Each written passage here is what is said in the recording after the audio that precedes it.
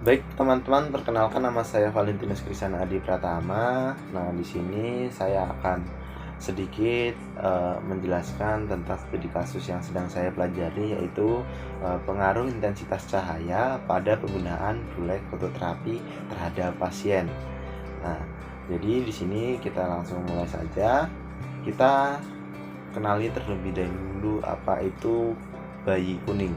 Nah, jadi bayi kuning atau hiperbilirubinemia adalah salah satu keadaan yang sering ditemukan pada bayi baru lahir. Nah, kasus bayi kuning ini terjadi karena kadar bilirubin yang terlalu tinggi dalam darah.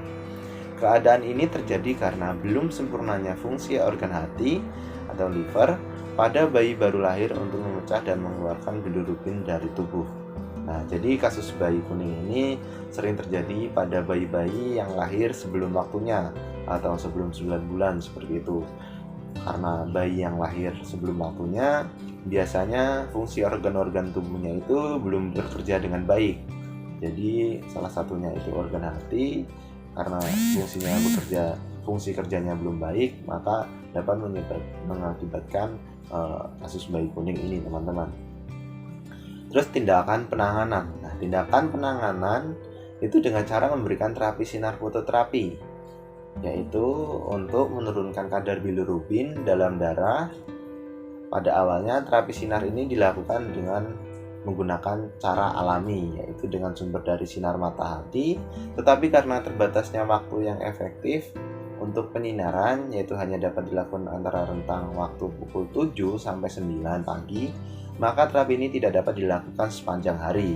Nah, jadi sebelum menggunakan fototerapi, dulunya itu menggunakan sinar matahari, teman-teman, yaitu di kisaran pukul 7 sampai 9 pagi. Nah, karena ya kurangnya efektivitas, maka untuk saat ini sudah menggunakan fototerapi kayak gitu, teman-teman, untuk melakukan tindakan untuk penanganan dari bayi kuning sendiri kayak gitu. Terus di sini kita mengenal alat. Apa sih itu alat blue light terapi atau blue light fototerapi? Nah, di sini alat ini itu berfungsi mengubah bilirubin menjadi senyawa yang larut dalam air sehingga dapat dikeluarkan dari tubuh bayi. Alat ini terdiri dari sumber cahaya yang memancarkan cahaya biru dengan panjang gelombang antara 450 sampai 490 nanometer. Adapun jarak penyinaran antara bayi dengan sumber sinar atau lampu itu kisaran kurang lebih 30 sampai 50 cm. Nah, jadi alat ini yang digunakan untuk terapi bayi kuning, teman-teman, kurang lebih. Lalu di sini jenis-jenis alat blue light fototerapi. Nah, di sini ada dua jenis. Yang pertama itu menggunakan lampu fluorescent dan yang kedua itu menggunakan lampu LED atau light emitting diode.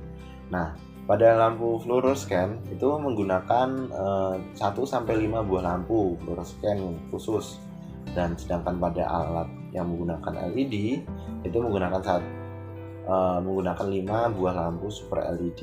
Jadi kayak gitu, teman-teman. Jadi kalau fluorescent 1 sampai 5, tapi biasanya kalau yang LED itu menggunakan 5 buah lampu super LED kayak gitu. Nah, berikutnya di sini ada look meter. Apa sih look meter itu? Nah, look meter adalah alat yang digunakan untuk mengukur besarnya intensitas penyinaran di suatu tempat.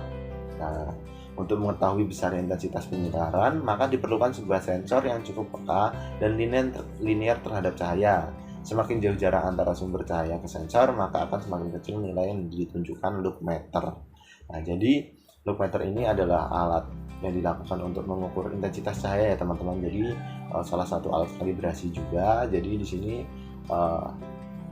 dia digunakan untuk mengukur berapa besar intensitas cahaya dari lampu yang mengeluarkan cahaya, dimana ketika jaraknya semakin dekat maka semakin besar intensitas cahayanya, dan semakin jauh maka akan semakin kecil kayak gitu, teman-teman. Berikutnya intensitas sinar atau intensitas cahaya. Nah, intensitas sinar yang diberikan menentukan efektivitas dari fototerapi. Seperti yang dituliskan di atas bahwa look meter digunakan untuk mengukur intensitas sinar. Nah, jadi sudah dijelaskan bahwa tadi di atas bahwa look meter itu alat yang digunakan untuk mengukur intensitas sinar, ya, teman-teman. Jadi intensitas sinar ini menentukan efektivitas dari fototerapi. Jadi kalau kebesarannya dapat menimbulkan suatu hal, kalau kekecilannya dapat menimbulkan suatu hal seperti itu. Nah, berikutnya ini ada penelitian di San Francisco menunjukkan bahwa fototerapi standar dengan intensitas sinar 8-10 W per cm kuadrat per nm dan fototerapi intensif dengan intensitas sinar 30 W per cm kuadrat per nm cukup signifikan dalam menurunkan kadar bilirubin. Jadi untuk menurunkan kadar bilirubin itu menggunakan standar intensitas sinar itu antara 8-10 ya. Sedangkan untuk yang intensif itu sampai dengan 30-an seperti itu teman-teman. Di sini langkah pengambilan data. Nah, di sini langkah pengambilan data yang dilakukan itu menggunakan blue light therapy dengan lampu fluorescent, menggunakan alat blue light therapy dengan lampu LED, dan penggunaan jarak antara lampu dengan permukaan bidang kerja. Nah, langkah pengambilan data ini teman-teman saya ambil dari data internet, sumber internet, karena saya sendiri belum melakukan percobaan seperti itu. Jadi saya mengambilnya dari sumber internet. Nah, dari sumber yang saya dapat di sini, sebelumnya kita mengukur dimensi blue light therapy lampu fluorescent. Nah, pada blue light terapi lampu fluorescent di sini didapati bahwa panjangnya 65 cm, lebar 35 dengan ketinggian 6,5 cm. Nah, berikutnya ini untuk dimensi yang blue light fototerapi LED itu memiliki panjangnya 23 cm, lebar 10 cm dengan ketinggian 6 cm. Nah, untuk penempatan lampu LED-nya sendiri itu membentuk persegi 4 dengan ukuran 10x10 cm. Jadi penempatannya itu di satu tempat yang dimana ukurannya itu antara 10x10 cm ya teman-teman, kayak gitu.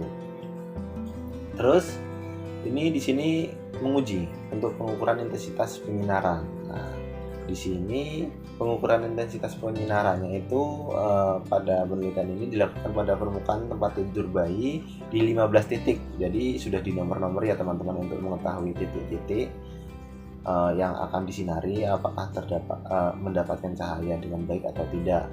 Nah, 15 titik ini akan diukur menggunakan alat loop meter itu tadi. Pengukuran dimulai sesuai dengan penomoran pada bidang kerja untuk jarak antara sumber cahaya lampu dengan bidang permukaan yang disinari ditentukan adalah 30 cm. Jadi di sini kita menentukan dari yang menguji sendiri itu menentukan yaitu 30 cm jaraknya. Lalu ini hasil ujinya di mana pengukuran intensitas penyinaran pada blue light terapi lampu fluorescent. Nah, setelah dilakukan uji penyinaran dihasilkan menunjukkan bahwa pada saat blue light terapi dipasang 30 cm, maka area penyinaran adalah pada seluruh area 15 titik pengukuran. Permukaan bidang kerja dengan semua nilai intensitasnya memenuhi intensitas penyinaran untuk fototerapi standar, yaitu 8-10 W per cm kuadrat per nm. Nah, jadi dari sini dari yang pertama ini bahwa semuanya tersinari gitu ya teman-teman. Jadi merata dan sesuai dengan standar. Nah, berikutnya untuk yang blue light terapi yang lampu LED itu menunjukkan bahwa pada saat blue light terapi LED dipasang dengan jarak 30 cm juga dari bidang kerja, maka area penyinarannya terbatas sempit, hanya fokus pada 6 titik yang terkena sinar. Pengukuran ini memiliki nilai intensitas hanya titik ke-8 saja yang intensitasnya memenuhi nilai standar untuk fototerapi standar, yaitu 8-10 itu tadi. Sedangkan pada titik yang lain pencahayaan tidak memenuhi standar untuk fototerapi. Jadi yang untuk yang kedua ini sinarnya itu hanya ngeblok ya teman-teman.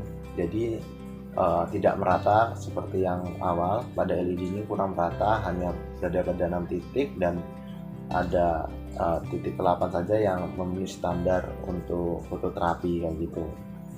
Nah, di sini kesimpulannya dari percobaan yang dilakukan itu bentuk alat terapi berpengaruh terhadap luas area penyinaran pada permukaan.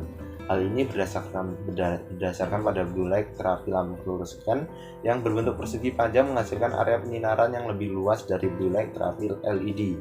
bentuk persegi empat yang hanya menghasilkan area penyinaran terbatas pada permukaan bidang kerja, serta dari perbedaan penggunaan jenis lampu tersebut juga dapat mempengaruhi nilai intensitas cahaya yang terhadap bidang alat terapi.